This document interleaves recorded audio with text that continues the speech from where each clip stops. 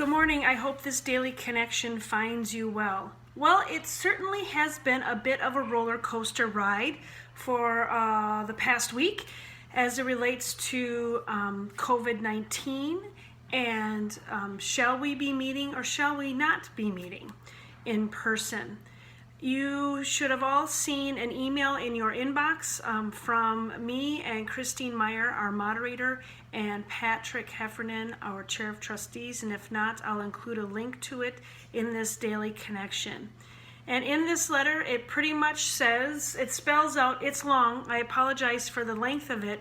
There's so much that happened last week that we wanted you to be able to track our thinking as to why we are saying we are not rushing back into in-person worship.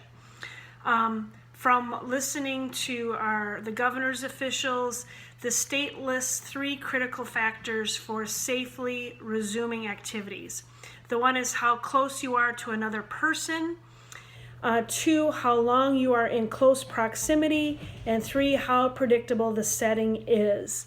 And as we had said in the letter, Christine, Mary Russell, and I are getting together some ideas as to what in-person worship would look like, and we'll be taking that information to the church council, and we will be as transparent in getting information out to you once we get a handle on this, but it certainly is a lot of information. Our first and foremost top priority, exclamation point, exclamation point, exclamation point, is the safety of our community.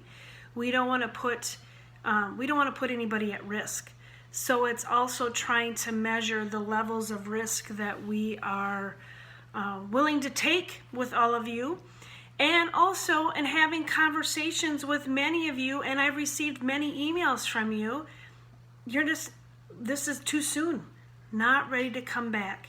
Now, that is not to say I don't miss you all. I miss being in worship with you.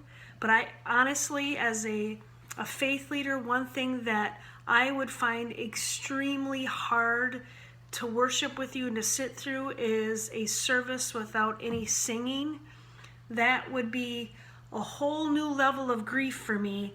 And that's just me personally. So I'm just trying to wrap my head around what that would be like in that setting with all of you. And that's just one example of all the ways of meeting again we would have to think through when the day comes when we can meet in person. But we're going to take our time with this. We're going to do the best that we can in weighing all the options, and I suspect we'll try a few things and see how it works. So just be patient. And I know that many of us have been going out into stores, and it's kind of like sticking our big toe in the water to see what the temperature is. It is a very uncertain time. And also in light of the fact that we have just crossed that threshold of 100,000 people who have passed away due to COVID. This is nothing to take lightly. So my friends, you'll get more letters from us, of course, but we wanted to give you an update on what our thinking is up to this point. There's also a brief financial snapshot in this letter so that you can see where we are at. And again, so appreciative for everyone's donations, for everything that you are doing in this time in this pandemic season. So my friends, we will be together again. We are in this thing together. We just need to continue to hold on and be rooted in faith, knowing that the Spirit calls to us and draws us together.